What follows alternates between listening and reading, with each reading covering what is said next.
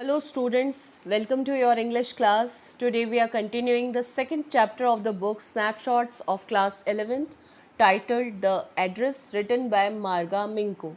This short story is a touching account of a daughter who goes in search of her mother's belongings which are kept with a woman named Mrs. Dolling. Her mother is now no more and she wants to keep her belongings as a remembrance with her.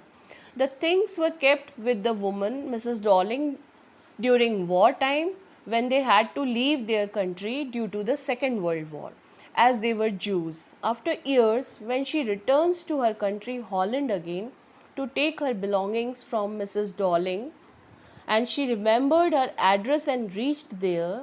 To her surprise, the woman denied to recognize her.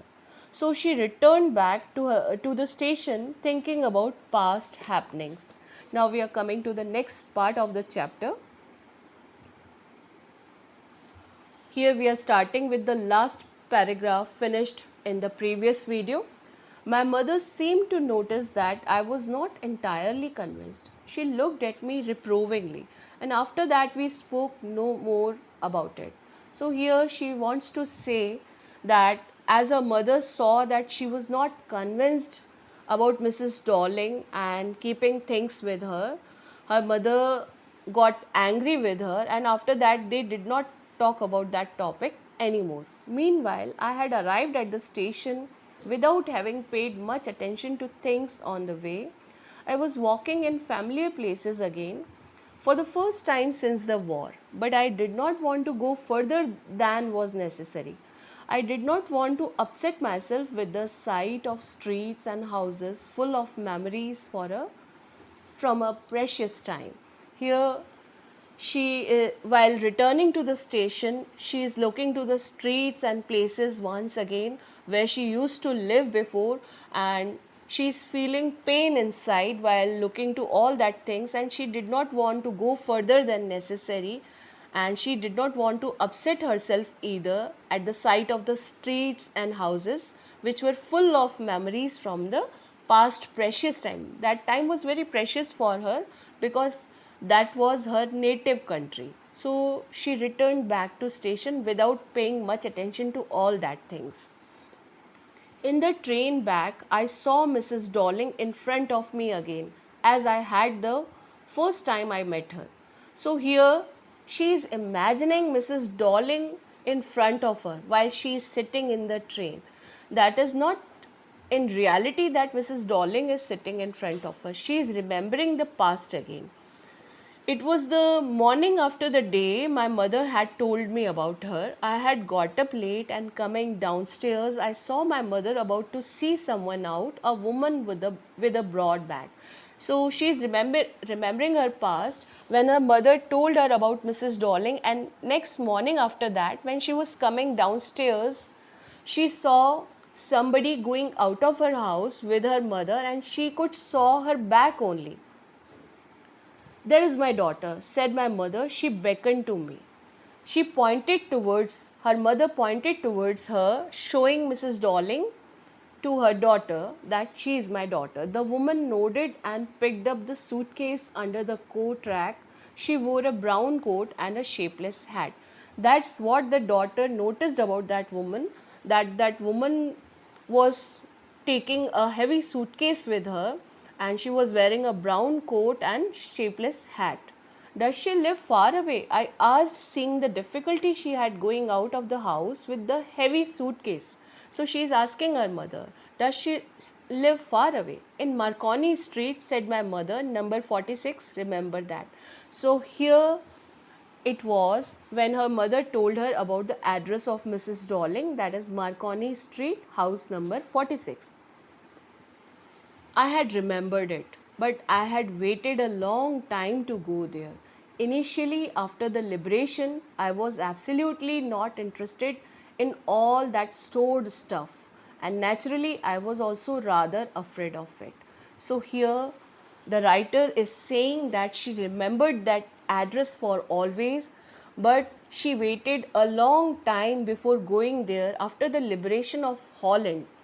She was absolutely not interested to go back to her country and to take that stored stuff, stored things which were kept with Mrs. Darling, and she was also afraid of confronting that things again, afraid of being confronted with things that had belonged to a connection that no longer existed. And what she was afraid of? She was afraid of confronting that things again which belonged to a connection, that means her mother, which belonged to her mother. That connection now no longer existed, as her mother is no more now. So, which were hidden away in cupboards and boxes and waiting in vain until they were put back in their place again, which had endured all those years because they were things. These two lines means that belongings were hidden away in cupboards and boxes.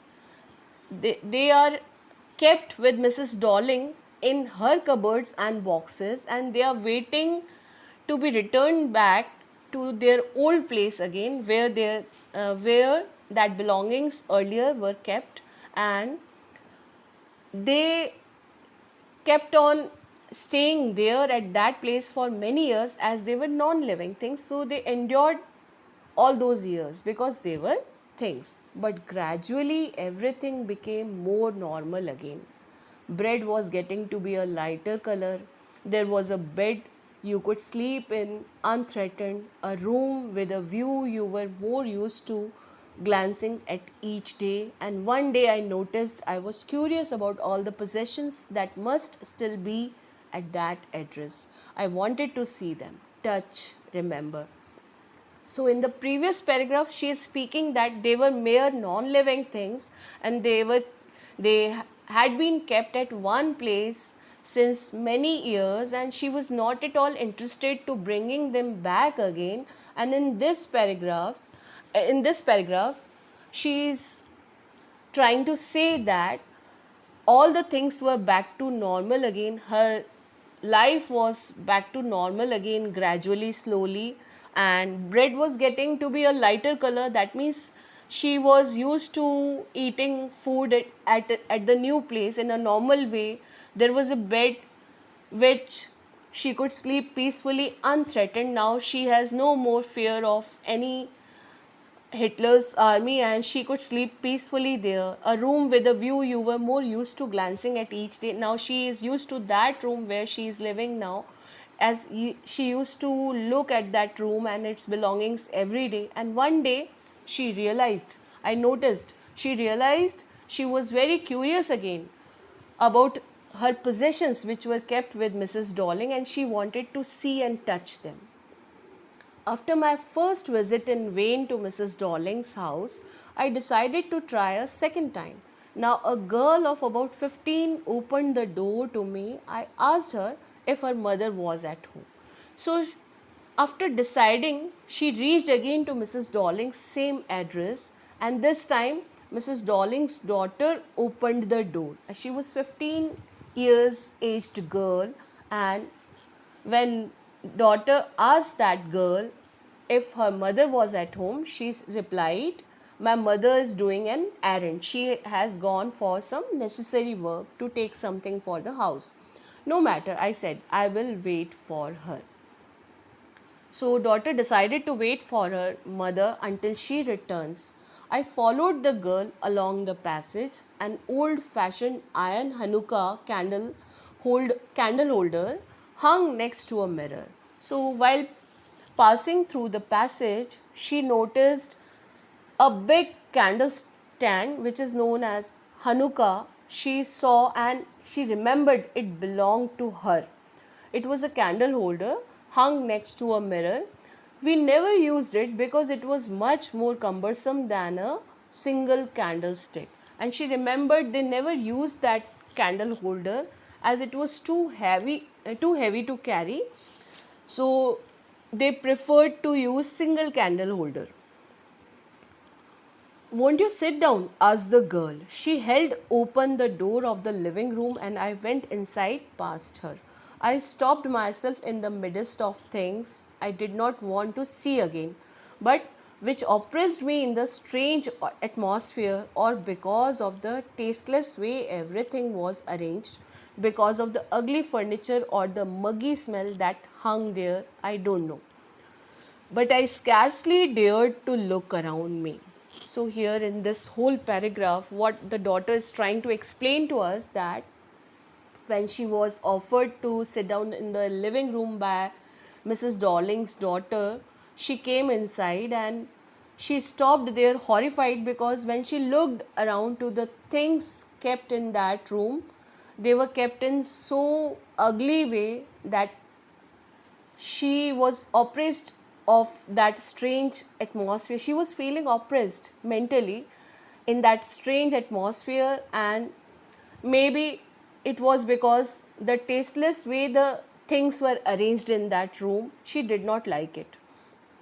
The because of the ugly furniture or the muggy smell, that is humid kind of smell, she could feel, and she did not like all that things. I don't know what she did not like. She was not sure about that, but I scarcely dared to look around me. So she did not dare anymore to look around her to that mismanaged things which were kept around her, and most of the things belonged to her past, that were of her house only.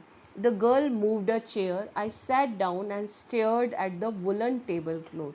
As she sat down, she noticed the tablecloth kept on the table. I rubbed it. My fingers grew warm from rubbing. And she's saying that because the tablecloth was made of wool. So as she rubbed her fingers against it, she felt warmth. I followed the lines of the pattern which was made on the woolen tablecloth. She was moving her fingers on that pattern.